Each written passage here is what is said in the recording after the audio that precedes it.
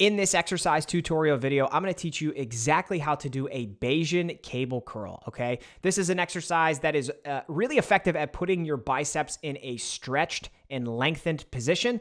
And as we know from a lot of exercise science research, putting your muscle group, any muscle group, in a loaded and stretched position can help encourage more muscle growth, okay? So it's something that's great to do and try to incorporate in various aspects of your training if and when you can. So I'm going to roll some footage of how this exercise looks and talk you through a lot of the form and technique pointers, okay? The first thing you're going to want to do as part of this setup for this exercise is obviously you're going to do it on a cable machine, and what I want you to do is set your cable attachment up on the lower end of the machine to the point where when you're doing the exercise, you feel a nice stretch on the muscle at the bottom of each rep. Now, for me, the setup is not all the way at the bottom. It's about 4 or 5 clicks up from the very bottom setting on the cable machine. This is something that you'll have to play around with a little bit because everybody has different sizes and arm lengths and limb lengths. And so it's probably going to take just a little bit of trial and error for you to find the right spot to set that cable up.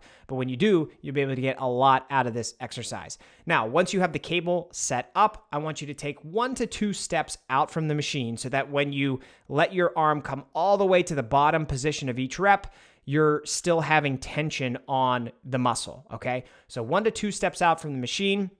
Once you're in position, to initiate each rep, you can start by focusing on bending your elbow to curl the weight up. And something I like to do is also focus on leading with my pinky. So thinking about supinating my grip, kind of twisting my grip outward.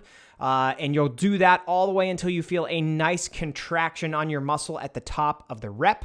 Once you get there, slowly and controlled lower the weight back down until you feel a stretch again on your bicep muscle at the bottom of the rep. Once you do, I would encourage you to take just a very slight pause, half a second to a second, before you start to initiate the next rep.